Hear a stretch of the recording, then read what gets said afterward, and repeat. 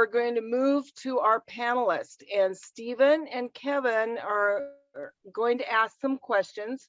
So everybody that's a panelist, you've been made a co-host, and you can turn on your video and your mics. And Kevin and Stephen, please turn on your video and mics and go ahead with your line of questioning. Well, this is a really experienced, extraordinary panel that we have. And I see that we have a fire-wise audience as well. So I expect this will be a high-level discussion.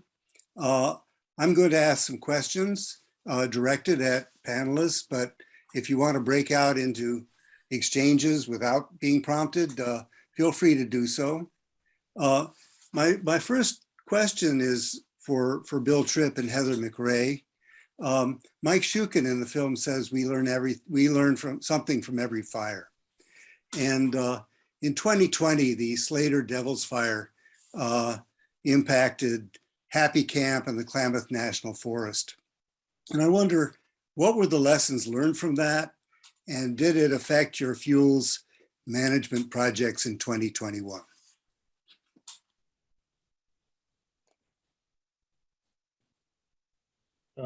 You want me to go first?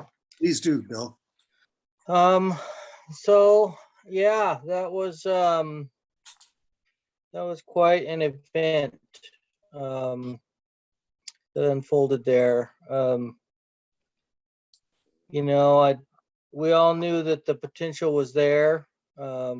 We couldn't pull things together in time to get ahead of it, despite all our efforts to really expand on our collaborative processes and establish our zones of agreements and progress our shared value sets across the broader landscape. We've known for a long time that the low to mid elevation southwest slopes like that are extremely volatile in a wind-driven fire out of the northeast, when you can expect really low humidities like we saw in that event. We tried, as far as if it changed our plans for management in the area. I guess it kind of did, and it didn't. We really still don't have much in the way of plans for managing that area. We had tried to get some work done in there prior to, and we just couldn't get there. We've been trying to restore, fire process and function, and we've had a lot of starts and stops on that landscape with some old projects. But we've never got to that point of connecting it to landscape scale. And so now one major change that we're working on, or just some individual cultural practitioners are looking to start to embark on, is getting some funding to get out there and just with some loppers and clean up some of those hardwoods and try to turn them back into the potential to grow into trees without and create conditions conducive of rekindling our relationship with that process and initiating more cultural burning. A long ways to go in doing that. I know the video talked a lot about replanting as part of that reforestation effort. But in my view, I think this approach that's not talked about very much, that is still a reforestation process, is certified natural regeneration, with the integration of that indigenous fire management practice component as part of that natural process and function as we move in the future. And I'm really hoping we can get there, because if we don't start putting fire back into that landscape in a good way, it will likely end up in the same boat and happen again. And Heather McRae, would you take it from there? Because I wonder about the coordination between the Karuk tribe and the National Forest. Do you coordinate your wildfire prevention and preventive burning efforts? And is there room for improvement in that? Yeah, we do coordinate very successfully, I believe, with the tribes, and we are working to improve that. We send folks to help with their burns, and they've been sending folks to help with our prescribed burns. We're working through the process right now to help get some of their folks trained. Trying to take them on as burn boss trainees, and get them qualified. So we're working through that process right now. Some of the challenges that we have, the Slater fire did burn through some of our proposed projects. So it got to the areas before we did. But unfortunately, we're to be honest with you, hamstrung by like limited operating periods. And so today, the folks were out burning piles that were the result of the Slater fire, but we've got to get all that work done by February 1st, or we end up with limited operating periods that we run into, because we are a multiple use agency and have to protect all sorts of resources. In the fall, we did have a large landscape scale burn planned in the Happy Camp area, but we were currently also managing the McCash fire. So by the time, we kind of got the McCash fire taken care of and a lot of those resources released, and were able to move forward with prescribed burning, the rains came, which is welcome and a great thing that we welcomed. But it's, it's the timing that we continue to be challenged with. I do know that, our agency recognizes that. And we're currently trying, especially with the new infrastructure bill, to build up our organization to where we can fight fires for the fire season that we have, but also do prescribed fire when those windows present themselves. But I personally, on the Klamath, I'm pretty proud of the working relationship that we do have with the tribe. And like I said, we are working to even enhance that and make it even stronger. Great, thank you. You're welcome. Did someone want to speak? I heard a voice. I just said you're welcome. Okay, Brian, I don't know how to pronounce your last name. Shanone, is that close? I'm wondering whether fire year 2021 was any different from others in your experience, and I'd like to know how individuals and communities responded to the fires of last year, and what kinds of responses make your job harder, and what responses do you welcome because they make your job easier?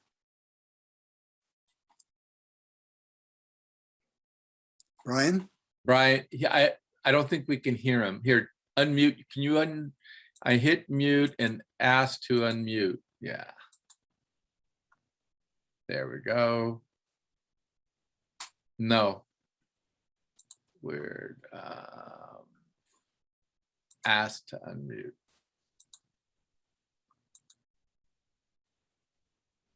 Okay. Yeah, I can't hear you. I wonder if your mic's on, you haven't had any problems otherwise. You're muted and it says you're unmuted.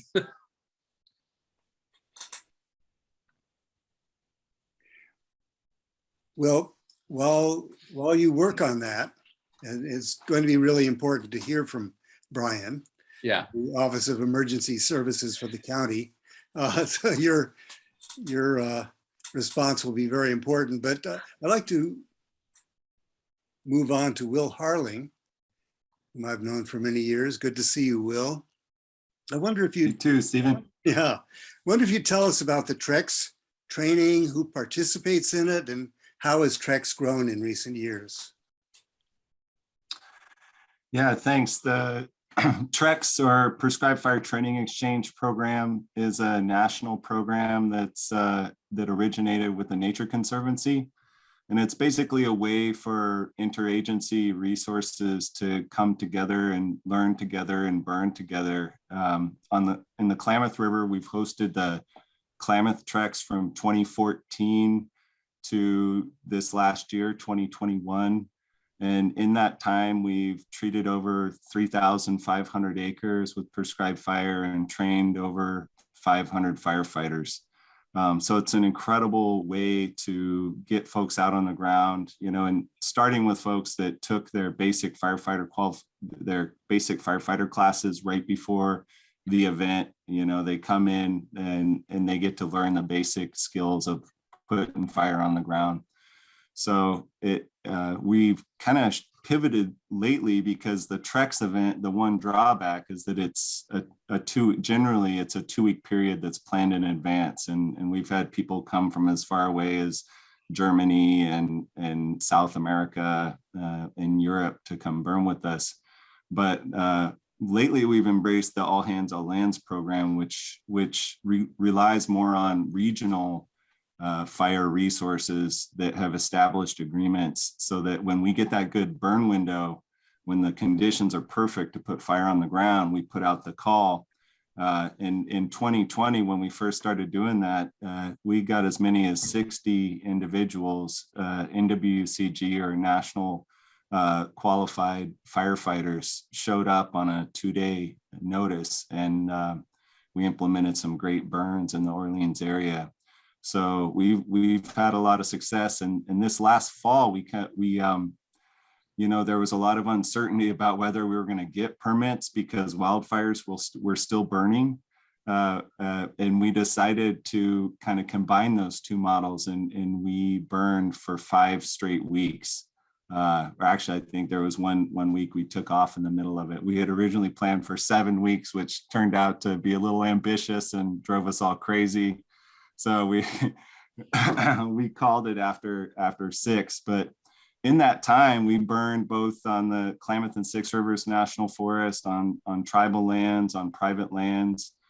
We treated 160 acres with prescribed fire, broadcast burning, and another 700 acres of piles on public and private lands. And we really knocked out our backlog of piles on the Six Rivers Orleans Ranger District, especially in regards to the SOMS project. So just an amazing tool. We need to do more of it. We need more engagement from our state and our federal partners in this program. And I think we're starting to see it. The reality is that the agencies need to incentivize engagement in these programs, and to think that they have more to learn, you know, because I mean, the culture is that, you know, the agencies have held control of fire for the last century in California. But the reality is that the knowledge about fire exists in tribal communities. It exists in people who have burned on their own lands for decades. And there's something for us all to learn when we get together, you know. So we can, us non-agency folks can learn something from our agency counterparts, and they can learn something from us. And there's no better place to do it than at a TREX event. Well, I know your community somewhat, and you know, there's quite a history in the Northwest of conflict between timber people and environmentalists, between tribal members and non-Indians, between everybody and the government agencies. But with YSS, Yosemite Stanislaus Solutions, you saw people who had been bitter enemies before begin to come together and try to deal with the problem of wildfire in an effective way that could only happen together. And I wonder if that's happened in your community, that people who have been opposed to each other and alienated from each other have come together in response to wildfire. Definitely. And, you know, that took form in the Western Climate Restoration Partnership, which started in 2013 with facilitation from Mary Huffman, who's on this call and is forever endeared to my heart for the role she played as a kind of neutral third party that came in and got us to connect around our shared values and to identify what those threats to those values were, and then to trace those to the indirect threats, and then back to the strategies that could turn those threats to opportunities for change. And to really, you know, when you come together around shared values, you realize that the environmentalists and the loggers and Native folks and the Forest Service, you know, we're 90% in agreement how to manage the land, but we spend 90% of our time arguing about the 10% while the forest in the world burns around us. So that work that we did with the Western Climate Restoration Partnership, it basically built this solid foundation upon which, you know, we've been able to bring in $10 million in CAL FIRE funding in the past 3 years. And we just secured a $40 million 10-year collaborative forest landscape restoration program grant.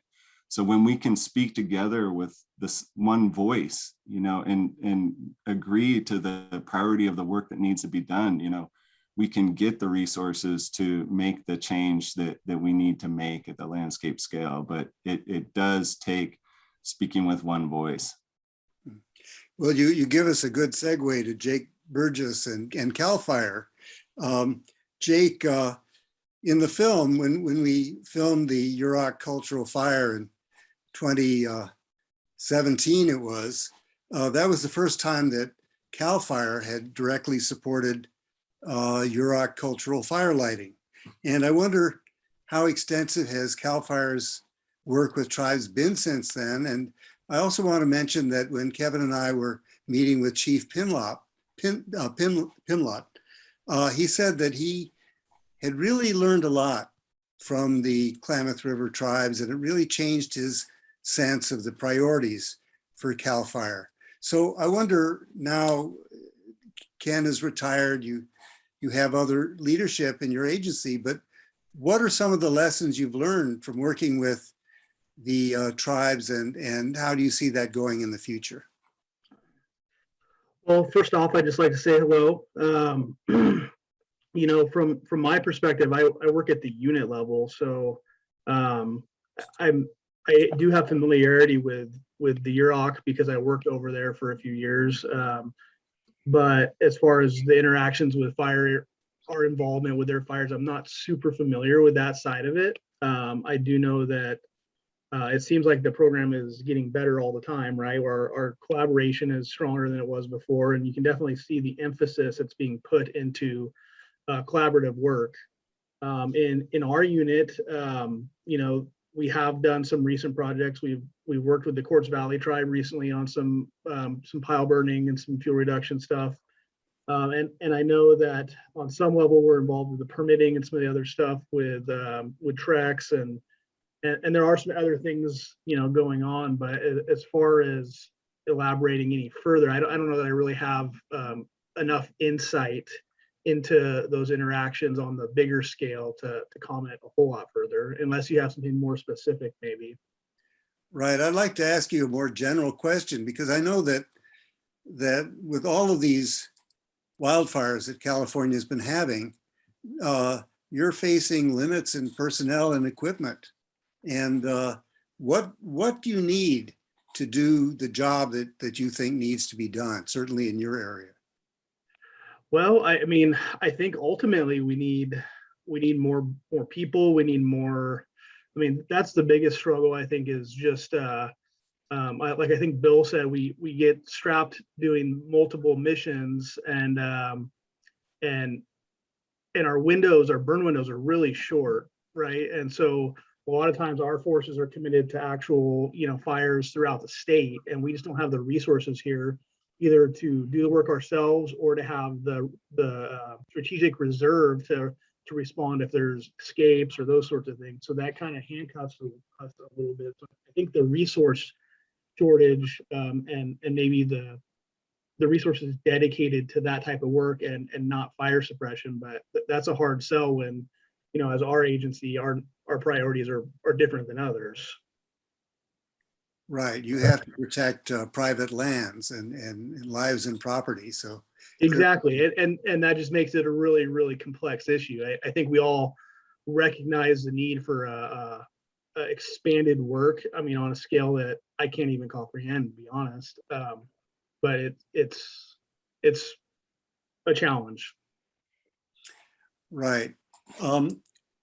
Brian, do you have, are you able to speak now? Have you solved your? Can you hear me? Am I? Yes. Oh, good. I have comms again. Good, welcome. So I'd like to ask the question again, actually a few questions, whether fire year 2021 was different from previous ones in your experience, and how did individuals and communities respond to the wildfire dangers, and what ways what kinds of response made your job harder, and what would you welcome because they make your job easier? So for me, 2021, Siskiyou County was my first fire season, and as an emergency manager, so coming into it, I wasn't expecting what I got. For me, I think it was a great eye-opening experience, because really being able to work with the community was so important, and to have the community support along with the agency support has been outstanding. You had mentioned what has helped with the community. I really feel, for me, Siskiyou County has been outstanding. However, people need to know that these fires this isn't going away. We're looking at another exceptional and extreme drought year. Even though we do, it's hard to say this, to say that there's a drought when there's snow on the mountain, snow on the ground, but we don't have enough. We don't have enough water. January is going to be a very dry year. So we're going to move back into 2022 into another fire season. And for me, the day that fire season ended, when we had the nice little snowfall, that was our time to sit down and take a quick breath, grab a cup of coffee, and start planning again. For me, looking at, as a county and as a new emergency manager, at least to Siskiyou County, understanding and building and revamping our emergency operation procedures and preparedness plans are absolutely imperative. And as an emergency manager who's not doing that, certainly has to be checked, because starting and throughout your film, you could really see the gradual progression of how each of these fires have gotten bigger and bigger and bigger. I remember as a kid, so I actually grew up in Paradise. And we used to see these fires, and they would come up the canyon, and they were bad, but we always knew that there was a potential. And then you see the year before, my brother lost his house in the Tubbs fire, and then we had the Carr fire. I lived in Reading at that point, and then moving into the Camp Fire. You have to have a new approach to this, and an entire community involvement, starting at the local level, the community level, the volunteer level, all the way up to the federal and tribal. It has to be symbiotic. Otherwise, we're going to lose our forests. So Siskiyou County is part of the state of Jefferson, I understand. You have rugged individuals who want no truck at all with any government agency. And I wonder if their determination to go it alone posed a problem for you. And if so, how do you respond to that? Well, this year I've been called a few choice words, so but nothing that I haven't heard before. It is a unique challenge. Also, because we are the far northern California, we have very little support overall, because we are very sparsely populated. We're very rural. So when we have 4 to 5 fires going, we have a river complex, a lava fire, Tennant, and McCash fire going, and we literally have no resources for them, that tends to be a problem, because they're all being pulled to other resources or to other larger threatening fires. That's going to continue to be a challenge throughout, and to focus on that and kind of go back to your question with the challenge of the individuals and the communities. that's just community awareness. And my biggest thing throughout, well, first when I started is that I didn't want a fire to be the first time that everybody saw my face. Unfortunately, we had a really early fire season. So this year I've made it a point to get out and to see every part of our county, and I have a few more places to visit. And I want to make sure that people know the importance of when there is an evacuation, the sheriff and I are determining that it's go. You have to go. There's no fighting it with your garden hose anymore. All right. So my next question is for my partner, Kevin White. We've been looking at this phenomenon of wildfires closely since 2013 when the Rim Fire happened, and then we began work on the film in 2014. And I wonder, and of course we knew that this was a growing problem. That's why we made the film, to look at the phenomenon of megafires using the Rim Fire as an example. But I'd like to know, Kevin, in all of this work we've done making the film and then bringing it to communities around the state, what is the biggest surprise from your observation of wildfires in this time? I guess, partly, as you know, when we made the film, when we started the film, we were trying to make a film that would really give the public a sense of this, of mega fires and this phenomenon, the phenomenon of wildfires. I don't think any of us thought we would be here in 2022 with this history of wildfire behind us and this arguably even more history ahead of us. And, I think how quickly it happened was just mind-blowing. I mean, you and I knew pretty quickly back in 2014, we could, with the Rim Fire really caught my attention just because it was like that first big mega fire. We got a lot of, coverage with it. And it was just like, this moment of history where you realized, oh, it's, we're about to see a lot more of this. And here we are.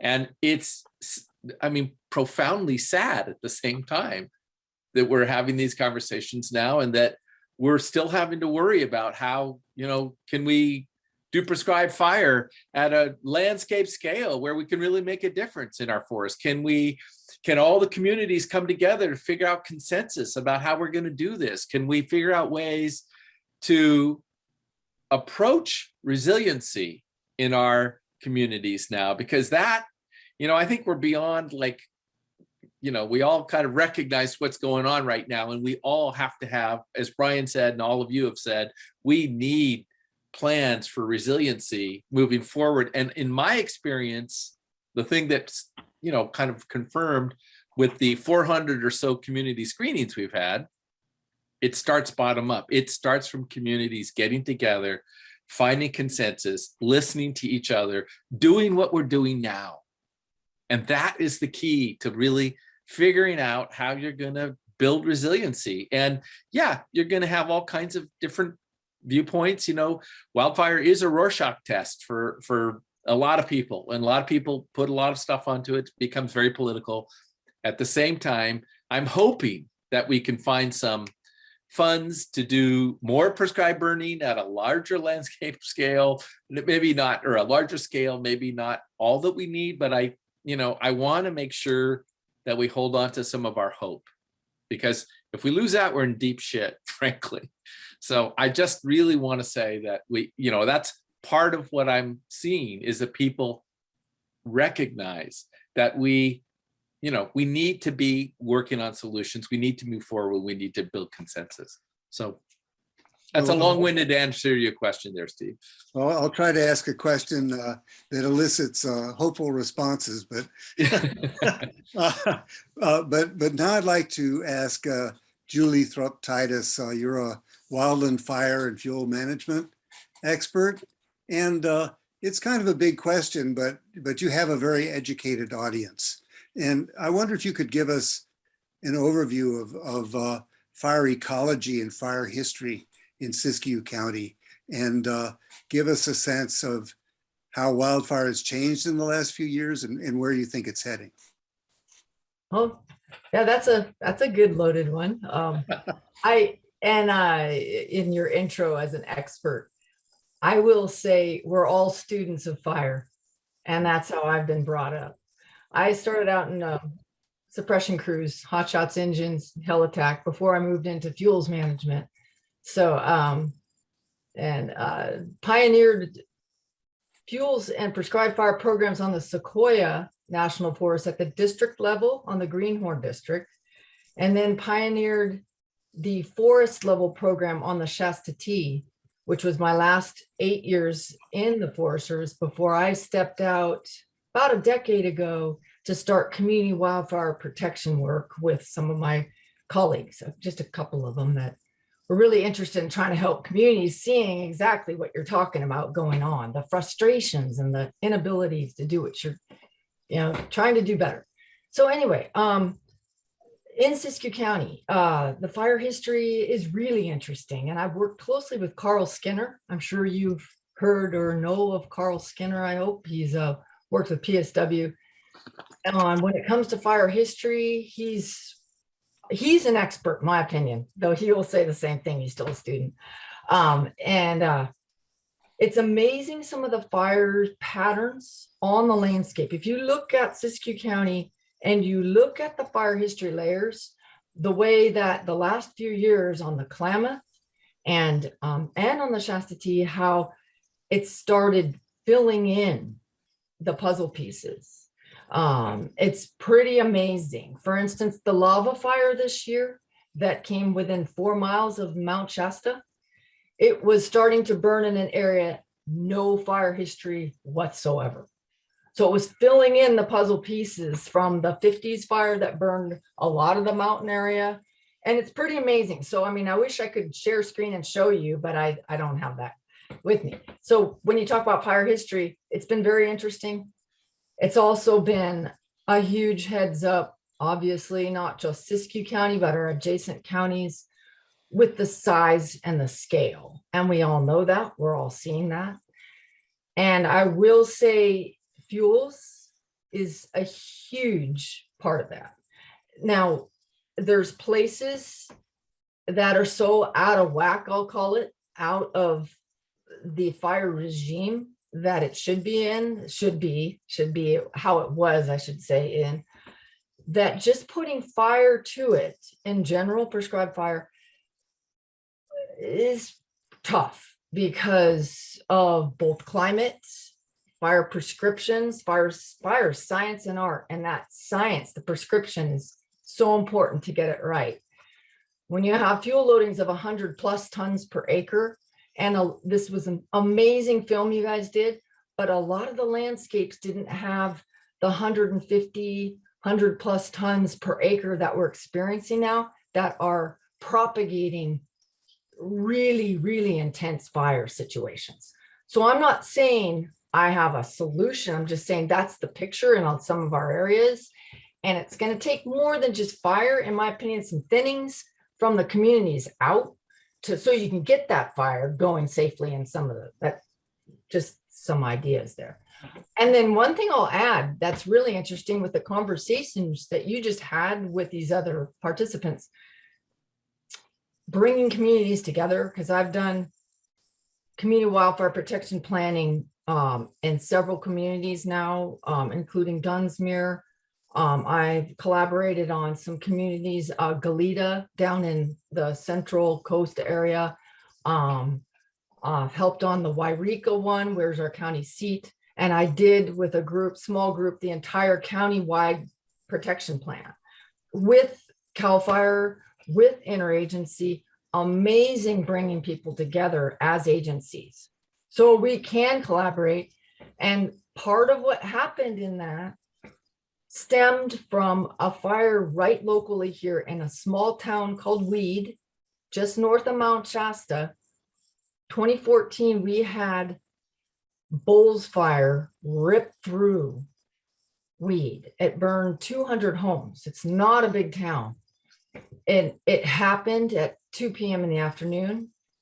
So it's amazing, sort of like this Colorado fire, a different scale, but people weren't killed amazingly directly from the fire impingement that went through with 60-mile-an-hour winds.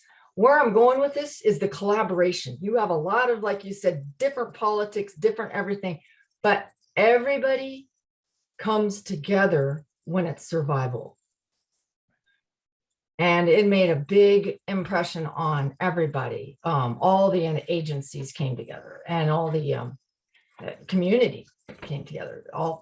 So I just wanted to elaborate on a couple of those, which is different than fire ecology. I went on to a little bit of your collaboration too.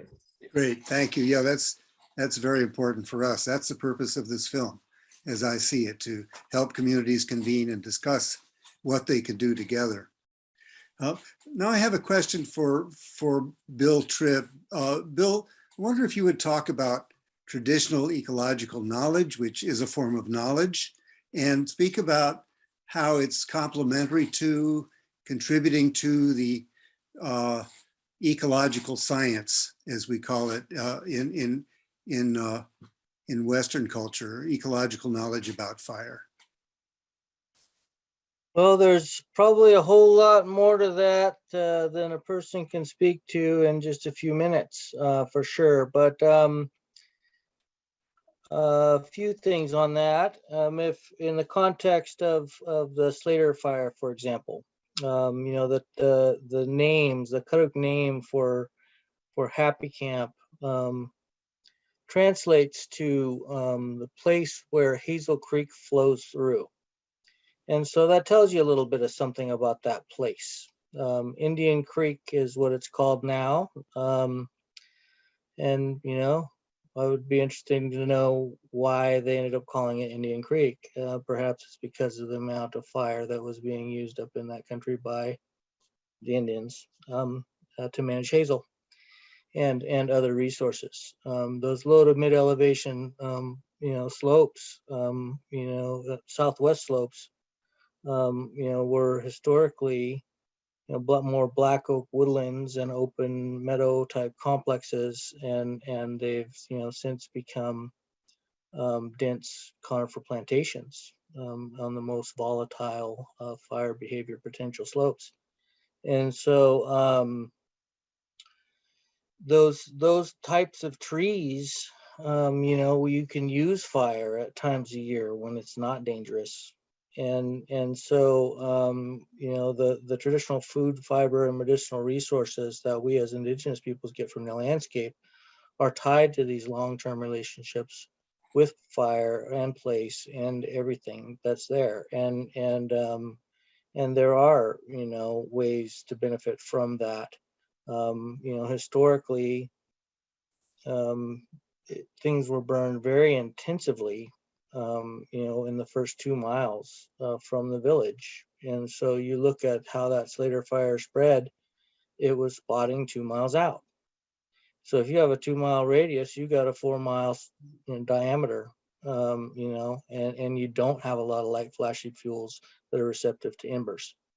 You know, you turn them back around and you burn in those grassy areas as they cure out in late June, and that's just simply not there all summer. And so you can go through these different components of the environment to enhance the resources and provide that safety and protection. As far as how TEK is being used right now, in 2005, it was accepted as a form of available science by the Council on Environmental Quality for the purposes of conducting NEPA analysis. And so, you know, the question was, you know, how is TEK relating to informing Western science? Well, it's, you know, they're both forms of knowledge. They're both sciences. Mm-hmm. And so, so with the Solms Bar Integrated Wildland Fire Management Project, we've actually started out with the identification of 5 focal species. A few of them, and most of those being, you know, founded on traditional ecological knowledge, with one being founded on the fact that it's an endangered species. But we tried to convey, using the Western science approaches and terminologies, to you know, a storyline that would, you know, tell us how, you know, by paying attention to tribal culture and TEK, we should be looking at the fisher, who has a broader range of different types of habitat dynamics in its homeland. Whereas, if you're only looking at that one, the spotted owl, you're only covering one or two little components of that. And when it's all needed in that area.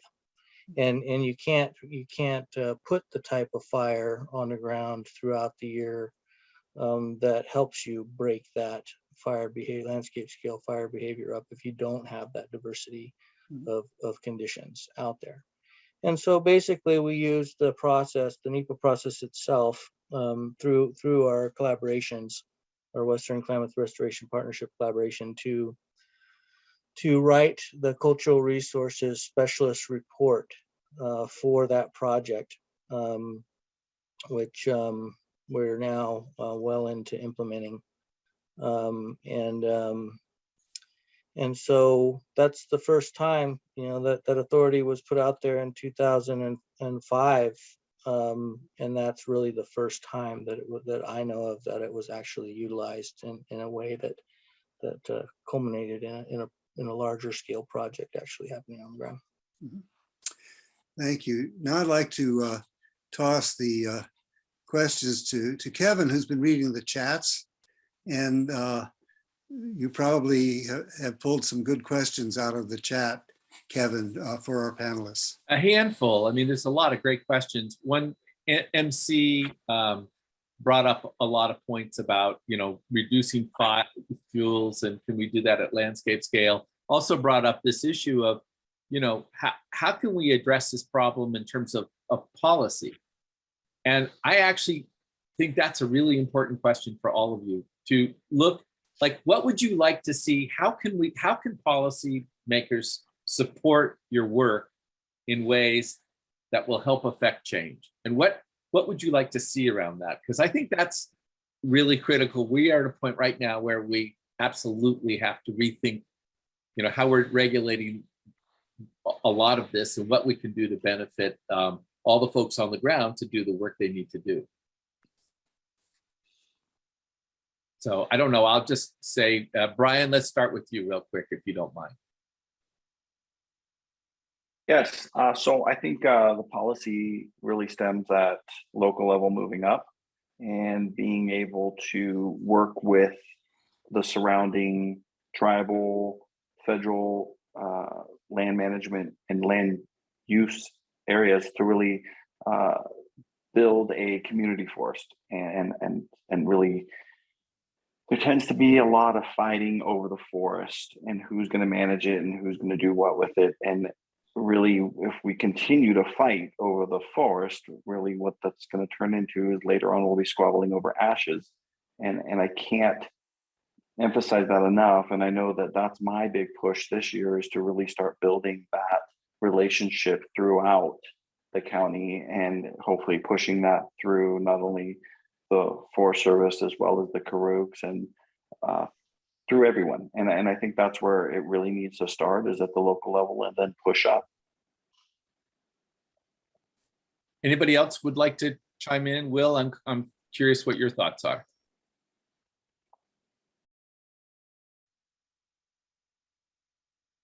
Gotta find my mute button there. Yeah, I mean, policy is deeply flawed in regards to fire. I mean, the amount of environmental permitting we have to do for a simple prescribed burn is more than the environmental permitting they had to do for the Deepwater Horizon oil rig. So I mean, they've never required environmental compliance for the practice of fire exclusion and fire suppression that has had incredible impacts to cultures and ecosystems and communities. And we treat it every year like it's an unforeseen event as the catastrophe happens again and again. I would like to see an environmental review of the Klamath decision in May 15th or May 17th of this year to put out a bunch of lightning fires. We got lightning earlier than we ever did this year. And I sent Rachel Smith, I begged her, the forest soup, I said, please let some of these burn to slightly larger footprints, because those fire footprints are what's going to protect us when we get the real fires in August and September. And she's like, I can't do it. You know, politically, number one, I'll get strung. I'm a new soup, you know, it's not tenable. And I got to save the troops for the wildfires to come. You know, the whole system within the agencies is built completely around suppression.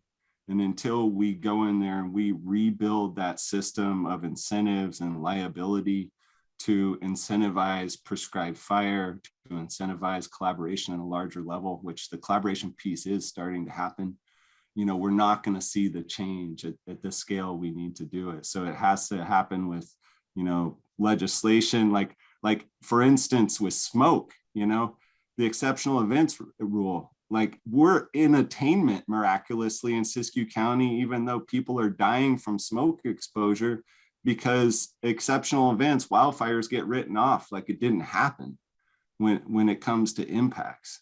And so these are the types of things we really need to fix, you know, to look at the truth of the problem, which is Cecilville, California had the worst air quality in the world for a month this year. And there's many asthmatic people that live there that suffered and had to move away from their homes for weeks and weeks on end. You know, how do we address these problems? We need to, you know, work within the legislature, both state and federal. We need to work within the agencies, both CAL FIRE and the Forest Service and the air quality management districts, to understand the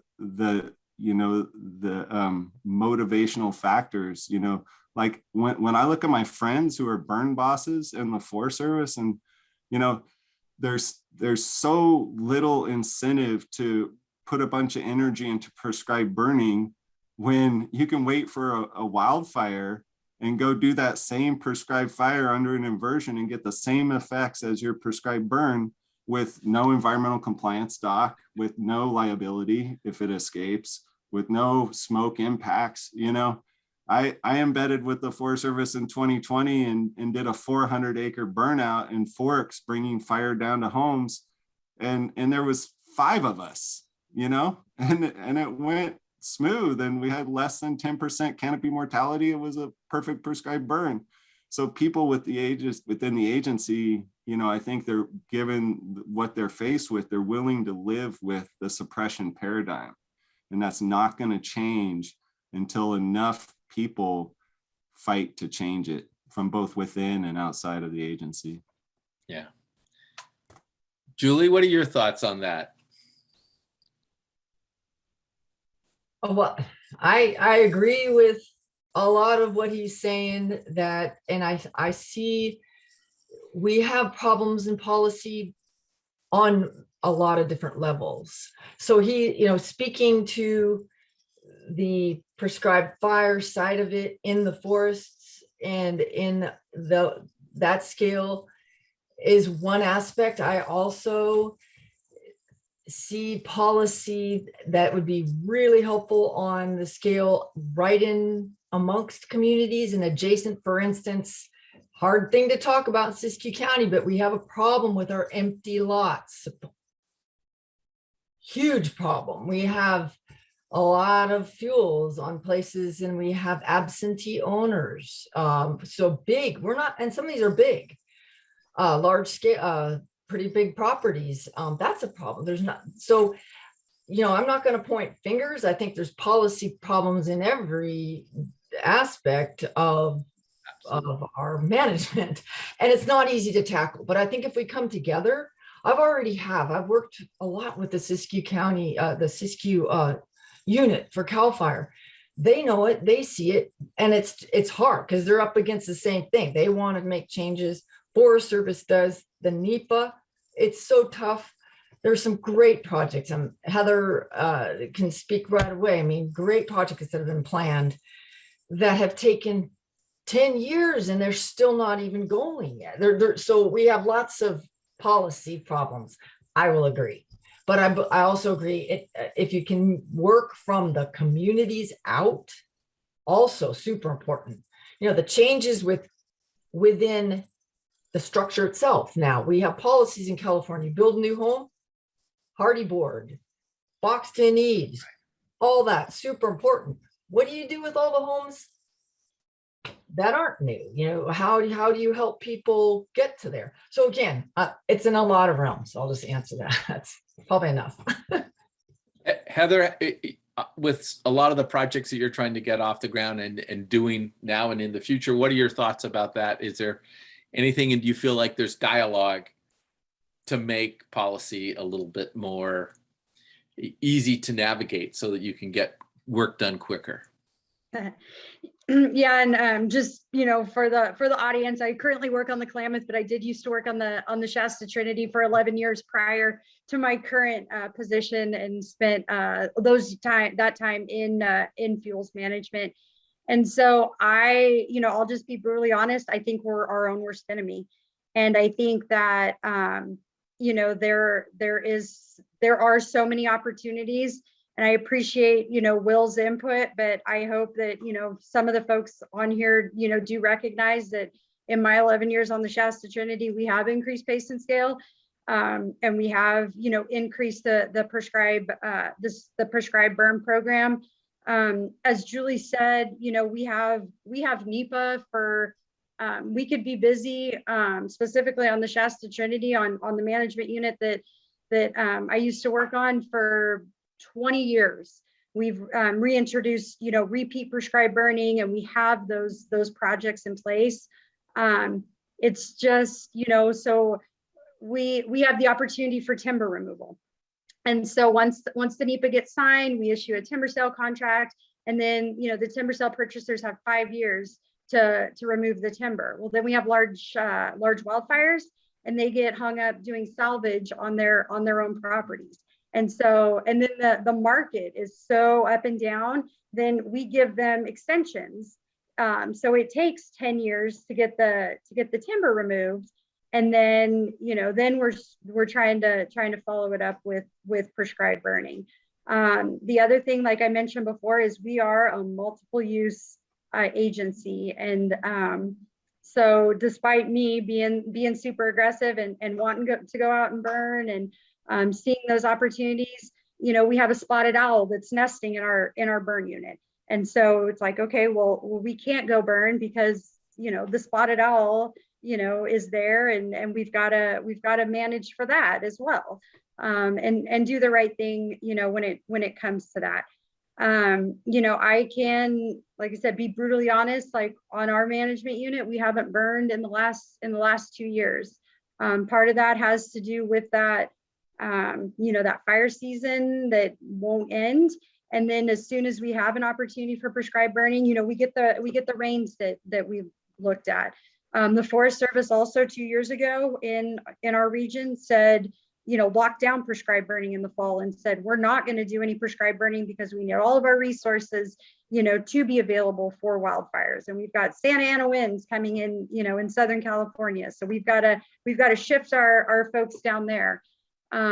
So I think, perhaps policy, could change, and, we could expedite NEPA, but there's all sorts of projects on the books and that we have plans for that, we're not able to implement. And so, I think that we have those opportunities, and we just, as an agency, need to change some of our internal policies and some of our internal practices, continue to be that cheerleader for prescribed fire, show those benefits. I'll even admit I was the ops chief on the Antelope fire at one point this summer, and several of us stood out there and looked and said, this fire is just running, and it's a fuels issue. We are absolutely behind. And the Klamath, on the Goose Nest had done some great work, and there were still, landing piles out there. There were still piles that hadn't been burned, and we just hadn't got to them yet. But the fire at that point in the Crowns and running. So we're 20 years behind the curve, and we absolutely, need to get ahead of it. But like I said, at the end of the day, a lot of times we're our own worst enemy. Understood. Bill, what are your thoughts? Yeah, policy is always a major driver to just about anything you do. We have seen some positive changes in policy at the state level in this past year. We've got, the call out there for, putting prescribed fire training center into play in California, if not in multiple places in California. We've got capacity building funding through the Department of Conservation rolling out all over the place. We've got authorities where the state is now starting to recognize cultural fire practitioners and cultural burning as something that is a real thing that we should be doing. And so, there's still a lot of work to go.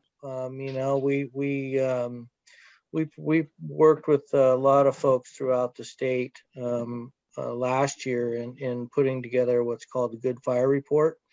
And, that was a state level focus. There are some pieces that you can connect the dots to into federal systems where some change probably is needed as well. But that can be found on the Karuk Tribe Climate Change Project's website as the Good Fire Report.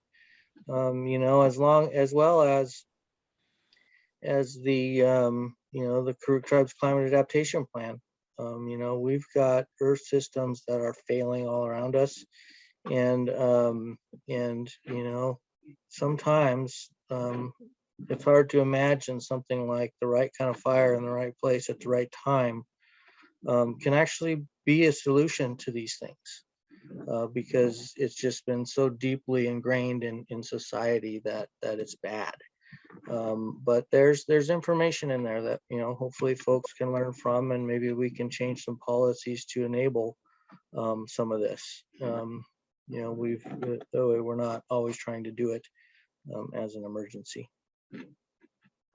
I should add that MC made a good point about the voters tend to live in urban areas, and it's not unusual that urban folks don't really understand what's going on with respect, particularly with wildfire in wild areas in places like Siskiyou County where you all live. So that conflict unfortunately will probably play itself out a lot in policy, but I think when you can find success, you can also point to it. And I'm just really impressed by the thoughtfulness of all of you and your abilities to really articulate what's at stake and come up with some ideas about how to deal with it in real practical ways.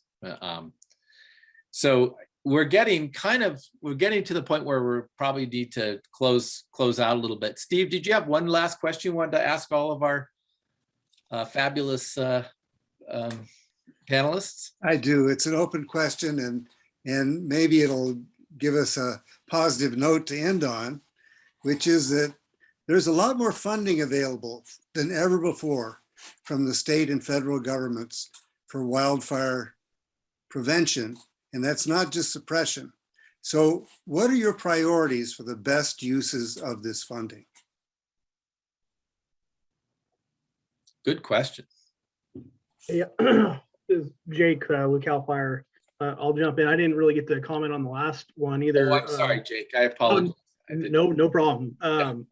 I agree a little bit with everybody on a lot of the policy stuff. I just want to touch on that real quickly. I think it needs to be ground level, community based, and expand from there. It's really hard to create change within an organization that's as complex and political as whether it be the state or the federal government. But it's going to take a multi-pronged approach from everybody from all directions. And I think that's the most important thing, is that we're all working towards the same goals. I will say that on the state level, there has been a pretty substantial shift in the last probably 5 years with funding. And that's kind of what we're talking about now, is all the funding that's available, as well as a lot of new legislation, whether it be for forest health or home hardening, defensible space. And those are all critical components to it. It's not any one issue, it's all of the issues, right? I would say that from a funding standpoint, I don't know how to even it up or divvy it up to make it right for every situation. I guess that's kind of a tough question. But the priorities really should be fuel reduction, public education, home hardening, defensible space, and to some extent also operational expansion to be able to better mitigate and divide and conquer with our resources.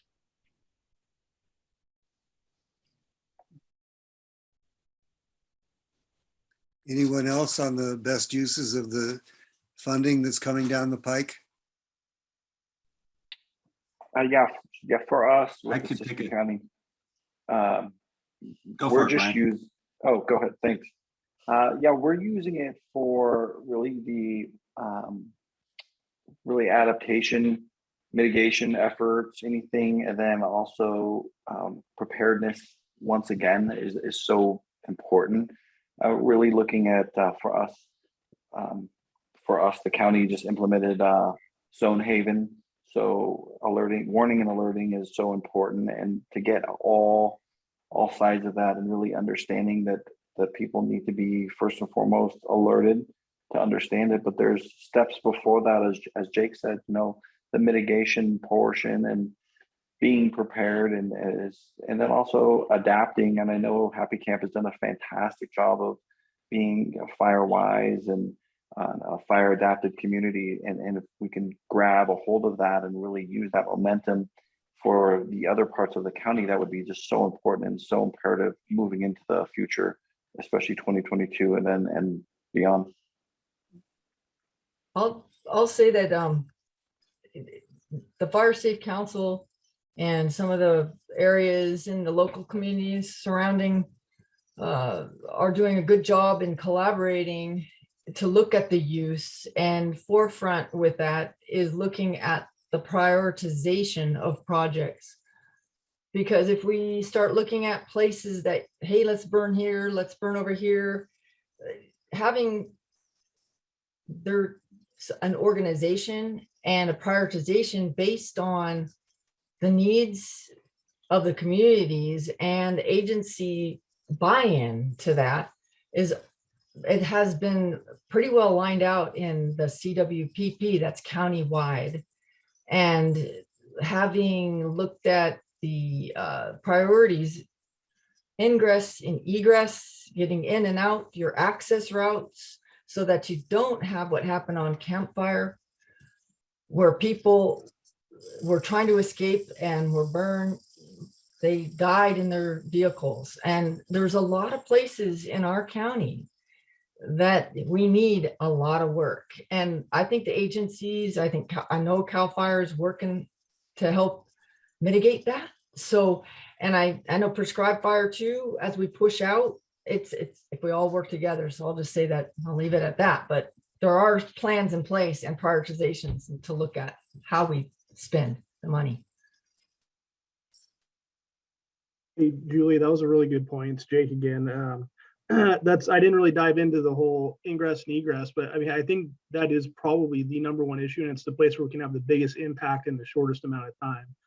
I understand the need for landscape level improvement, and it's definitely there, and we're way behind the curve, but that's definitely where it starts for us as well. That would be our number one priority as a unit, is the protection of life and property, right? And so it starts with ingress and egress, and we work out from communities at that point. I think that's the best strategy.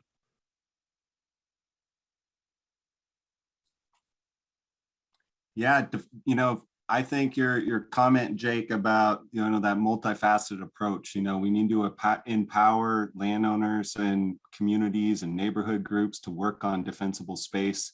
We need to focus on the access egress routes, and then take that slightly larger view, looking at just right around the community, and where are those points that we're going to hold fire or potentially start to conceptualize larger scale prescribed burning around our communities, to get that half mile, 1 mile buffer that's going to protect us from a Slater type fire event. When Slater fire came into Happy Camp, it was insane. I mean, it was 50-mile-an-hour winds, 3% humidity.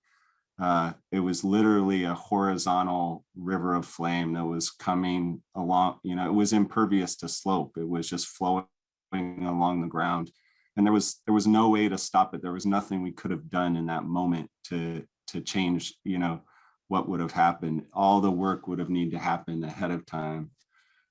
So, you know, I think, you know, the key thing that you touched on in your movie that we haven't talked about is managed wildfire.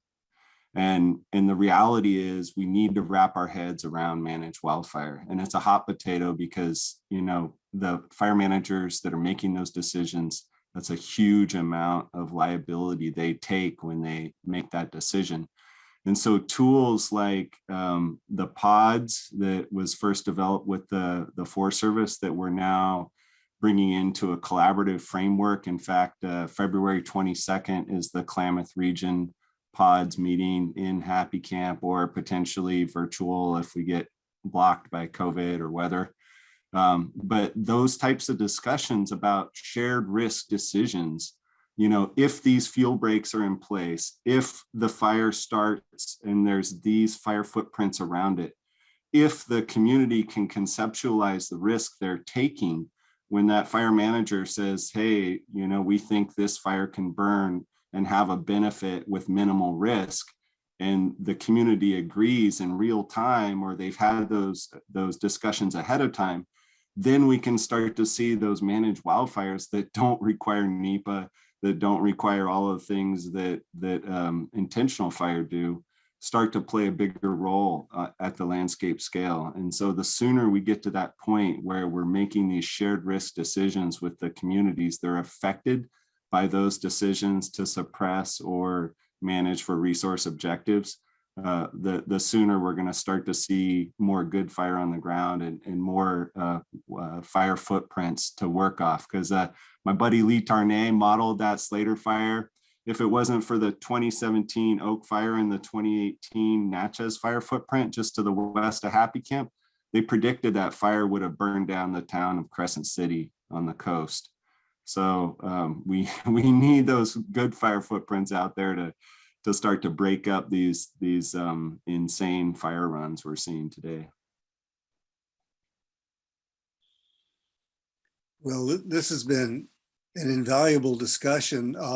And Giselle, will this remain up and available so that anyone in the audience and the panel can share it with people in their community, share the film and this discussion? Because there are a lot of people here tonight, but I'd like to see others benefit from what you all have had to say.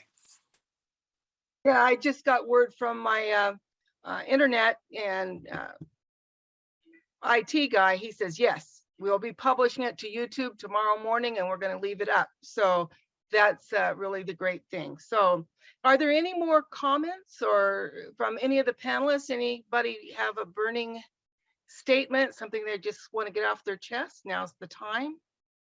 Yeah, I'd like to just say a couple things on that last question.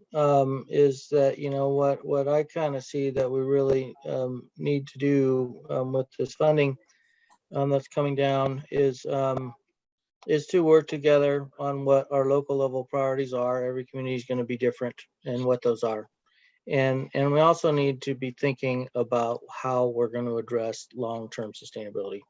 We can go spend $1 billion and then have the political sway shift the money to something else for half a decade, and all of our work will be for nothing.